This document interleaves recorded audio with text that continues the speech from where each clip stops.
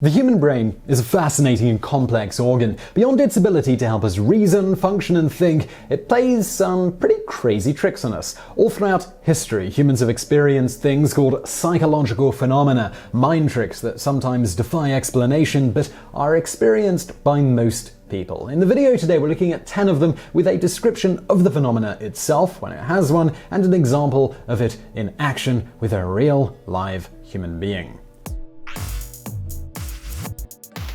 Number 10. Cryptomnesia. Why did Brian Williams, noted NBC News anchor, say he was in a helicopter that was attacked in Iraq? Was he lying, or was there something deeper at work here? Further, why did George Harrison write My Sweet Lord to sound just like the Chiffons' hit 1962 song He's So Fine? Did he plagiarize, or did he not notice the similarity between his song and the other? An argument can be made for the latter in both instances, all because of something called cryptomnesia. The term was invented by Drs. Alan Brown and Dana Murphy after conducting 3 experiments at Southern Methodist University in 1989. They discovered that people will unknowingly borrow the ideas of others rather than thinking of new ideas themselves. Rather than consciously stealing a song or making up a story out of thin air, the human brain is capable of taking a song, a story, or an idea and transforming it. In the person's mind, it becomes new, it becomes original, when really it's simply just a memory. Studies have shown this phenomenon is pretty common, but it's pretty hard to tell the difference between it and a lie. So it's possible that Brian Williams simply thought he was on that helicopter, or he might actually just have been lying. In the case of George Harrison, however, a judge decided that cryptomnesia really was the culprit here, and Harrison was charged with subconscious plagiarism. It's kind of scary when you think about it. I mean, how many of our ideas are actually our own, and how many are really just memories? Number 9. Deja Vu. Have you ever visited a new place only to get the feeling that you've been there before? This is something called deja vu, and it happens to almost everybody. Art Markman, PhD, explains deja vu as a device that our brains use to create a sense of familiarity in a particular situation using source memories as context clues. He says that humans are good at remembering objects. When we see a stranger wearing a shirt that our friend wore last week, we don't get confused that the stranger in the shirt is actually our friend. However, we're not great at recalling memories based solely on how objects are arranged. So if you see a stack of those t-shirts in one store and then years later go to a completely different store in a completely different city, you might not remember that you saw an identical stack of shirts, but instead feel a sense of familiarity, of knowing, and you might not know why. In one extreme case, French psychiatrist François Léon-Arnault wrote about a guy named Louis who lived in the 19th century. Louis was a soldier who suffered from amnesia and then headaches, irritability, and insomnia. And he suffered from almost constant deja vu. Everything he experienced, it felt like something he had experienced before. At the time, his doctors diagnosed him with illusion deja vu, but today it's suggested that Louis may have had a memory disorder like recollective confabulation. This is where people routinely think that all new information is familiar. For most of us, though, deja vu, it's just a bit of a creepy and otherworldly feeling. Number 8. Bystander Effect. The bystander effect is a psychological phenomenon that is social in nature. It's characterized by the unlikeliness of a group of people. The bigger the group, the more likely the phenomenon to help during an emergency. The most famous example of this is the 1964 murder of Kitty Genovese, when allegedly she was murdered on the streets of New York, and the 38 bystanders who witnessed the murder did nothing to help. This is a great example of the phenomenon if true. However, Kitty's brother Bill decided to get to the bottom of what really happened to his sister, and it turns out that only a few people actually saw the attack, and one actually shouted for the murderer to stop. 2 people claimed to have called the police, though there are no phone records. Bill says that regardless of whether people tried to help or not, his sister's story is an important lesson to those who might do nothing when they see someone in trouble. Another disturbing example of bystander effect is that of Topsy the Elephant. Topsy killed 1 man, but was accused of being a serial man-killer, and therefore she was sentenced to death. Originally believed to be one in a long streak of electrocutions in that War of the Currents, it's likely that electrocution was chosen for Topsy because it was more humane than the original form of execution, which was hanging. The execution occurred on Coney Island at Luna Park. Edison's employees and many other witnesses were present. Nobody lifted a finger. A detailed account of this can be found in Michael Daly's book, Topsy. An Edmund Burke quote comes to mind here: "The only thing necessary for the triumph of evil is for good men to do nothing." Number 7. the placebo effect. If you've ever participated in a clinical study or studied science for that matter, you know what a placebo is. It's a pill or some sort of other treatment that has no physical effect but can produce a psychological benefit called the placebo effect. In essence, if someone takes a placebo and experiences some sort of benefit, there you have this particular psychological phenomenon. One example of this is the case of MK869, an experimental antidepressant developed by Merck in 2002. The drug tested exceedingly well at first, and Merck had high hopes for domination in the marketplace. Now imagine how disappointed shareholders and analysts were, however, when data showed that while those who took MK869 did feel better, so did the people who took the placebo.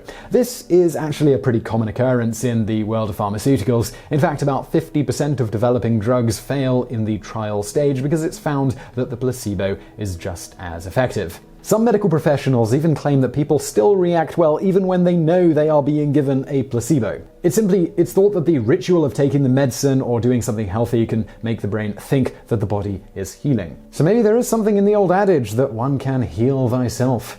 Number 6. McGurk Effect. The McGurk Effect is a bizarre psychological phenomenon that has to do with your eyes and your ears and how they get confused when perceiving speech. It happens when your brain associates the hearing part of one sound and pairs it with the visual appearance of another sound being spoken, which leads to the brain perceiving a different, non-existent third sound. Pretty bizarre, right? It happens especially when you can't hear the sound that well, like in a crowded room or when a person is speaking very softly, but you can see their lips move, making you think that you hear something else. Think about the kid who mouthed elephant shoe at you in class. The phenomenon was first explained in 1976, not surprisingly, by a guy called McGurk, who studied how infants perceive language as they develop. This is really best explained with a video, and we're going to link to those below.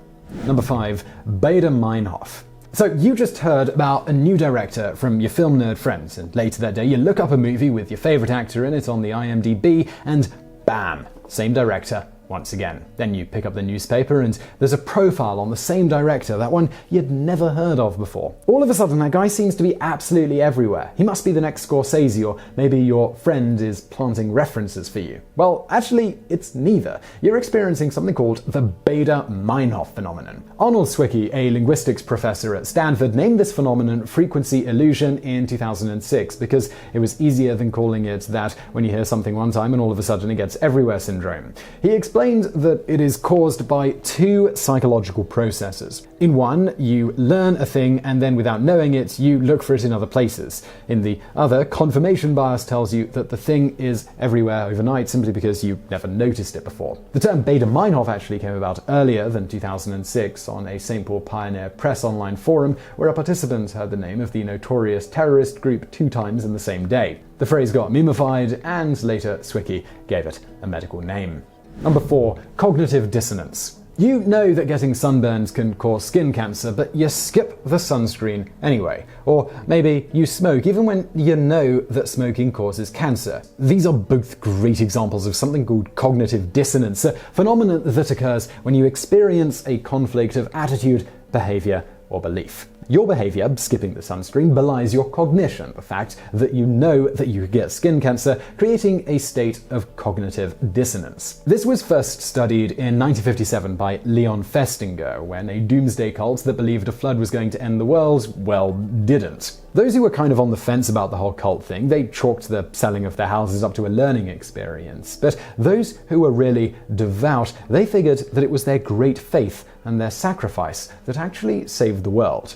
Number 3. Online Disinhibition Effect. Unless you avoid the internet altogether, and judging by the fact that you're watching this video, that's almost certainly not the case, you've seen the online disinhibition effect right in action, probably below this video. It's your sweet former teacher that turns into a hate-filled rage ball on a Facebook thread. It's Roseanne tweeting herself into unemployment. It's the internet user's tendency to say or type things that they wouldn't say in real life. This is caused by a number of personality variables that cause a person to deviate from their normal behavior. Just like people who feel less shy when online, some people lose a lot more than shyness when they feel they have a sense of anonymity. Even on social media, where your name and photo are attached to your profile, it's possible to minimize authority, loosen your self-boundaries, and pretend it's all a game when nobody is responding to you in person. If only people could just pretend that their mother can see everything they post online, it would make the world, and YouTube certainly, a happier place.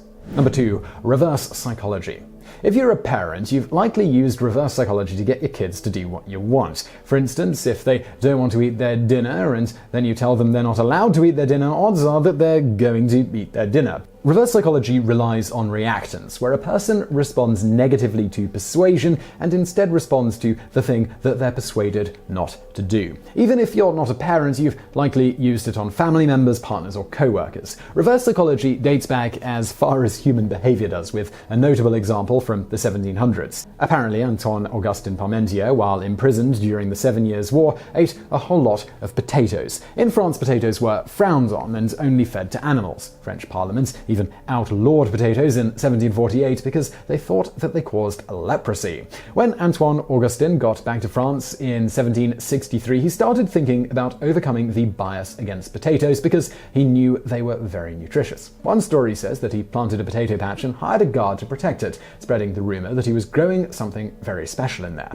Of course, people snuck in to steal the potatoes, and it was that point that they decided that they were A-OK. Number 1. Overview effect. The last entry in this video is a psychological phenomenon most of us won't actually experience. It's the overview effect, the sensation that astronauts feel when they see the Earth as a whole. 6 astronauts were interviewed by Inverse, and the experience of seeing the Earth from space made them change how they saw their planet and their relationship with it. The term overview effect was created by Frank White to describe the experience of seeing the Earth as part of something bigger. It makes sense since when we live on the Earth is plenty big enough for us to consider. What would it be like if everyone could look at the universe in a different way? If you read the interviews with the 6 astronauts, it'll certainly give you an idea. Our brains, they're strange and they're wonderful places, capable of greatness and atrocity as well. An understanding of how the brain works, it might help us avoid the latter, but it's surely going to help us strive to the former.